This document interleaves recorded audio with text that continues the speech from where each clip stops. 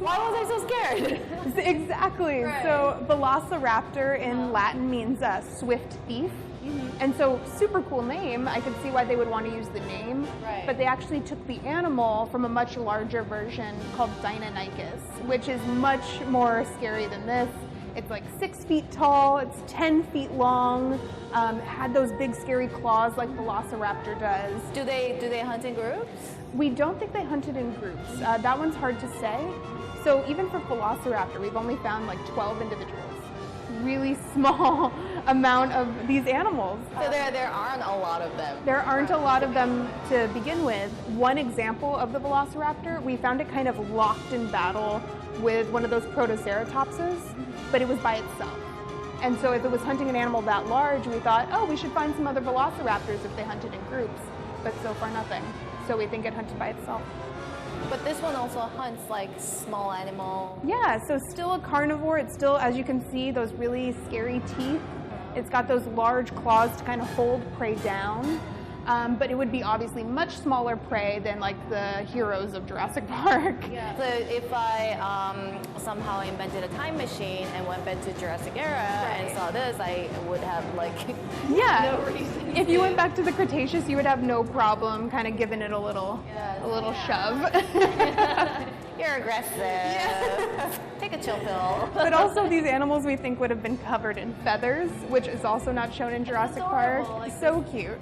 How do you know if, because like we only find like bones and fossils, Yeah. right? How do we know like if the dinosaur was covered in feather or like it was just naked, you know? Like. Right, that's still an ongoing process, but what we find is we're lucky enough to find skin impressions that are fossilized. And so some of them are really scaly and smooth, and so we think, oh, no feathers there. But some of them have these little pores in them. And those little pores are kind of quill attachments, kind of like we see in modern day birds. Right. So because they have these follicles, we think like, oh, feathers were around. But sometimes we're lucky enough to get cool feather imprints. It's nice. 이 그 주라식 파크에서 주라기 공원에서 그 주인공들 막 무섭게 따라오는 벨로시랩터 있잖아요. 그게 얘래요. 근데 진짜 요만해요. 그 요만한 공룡을 그 영화에서 더 무섭게 만들려고 이렇게 크게 부풀려가지고 주인공을 막 따라오게 만들었대요. 근데 이렇게 조그맣고 털도 막 나 있다고 해요. 그래서 약간 이렇게 칠면조 같은 느낌의 공룡이었다고 합니다. That wasn't very scary. Are those real bones? These are casts of the bones that you saw on the T-Rex. Oh, okay. So this one's a 2-year-old. So we're looking at the nice femur here of the T-Rex. Like the thigh bone. Yeah, so that big thigh of the 2-year-old. And as you can see, it's pretty large, probably compared to ours. It's pretty comparable, but really thick.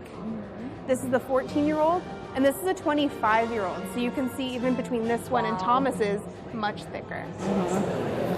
I wonder what it feels like million years later, your thigh bones at a museum. Being touched by strangers. Right. That's probably pretty scary. Yeah, that's a strange thing to think about. Yeah. So this one's, what is this one? Now this one is showing you kind of how a T-Rex grew. And so we have all 3 ages. We have the 2-year-old here, the 14-year-old leg bone, and then the 17-year-old leg bone. So you can see them laying down these thicker and thicker femurs. Okay, I see. This would be a really good thing for like kids to like actually like hands-on feel, what it likes to like grow up as a dinosaur. Oh, for sure, yeah. And it makes our museum pretty unique in that it's not just stale, stuffy old stuff, but they're able to touch genuine fossils. They're able... Yeah, absolutely. They're able to play a game where they can be a paleontologist and dig these fossils up and kind of make them jackets so you can bring them back to the museum. So it's a pretty cool game. But this is Thomas's brain. What? I know. So not a lot. As you can see, this is his skull over here. And then he has this small brain here. It's like, it's only back there. Yeah, it's pretty puny. So we think he used this puny brain really devoted to the senses. So he had a really strong sense of smell. What's highlighted in blue is what he would use for smell. So almost a third of that brain would be dedicated to being able to smell where his prey is. I'm sorry, this is hilarious. It's embarrassing for him. Yeah, poor Thomas. But then as you can see in the red, this is where they would focus on vision. And so T-Rex had pretty large eyes, and over the course of the Cretaceous, their eyes got even bigger.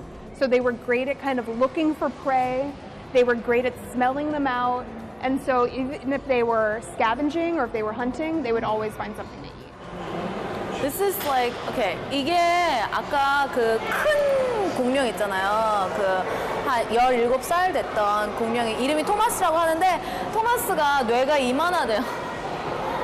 아까 정말 컸잖아요. 근데 뇌가 있는 부분이 정말 이 뒤에 조그맣게만 있대요. 그래서 이렇게 뭐 움직이고 냄새 맡고 보고 막 이런 기능만 거의 하는 뇌라고 해요. 저도 그 공룡이 뇌가 작아서 멸종했다는 말을 들었지만 정말 이렇게 만져보니까 정말 느낌이 다르네요.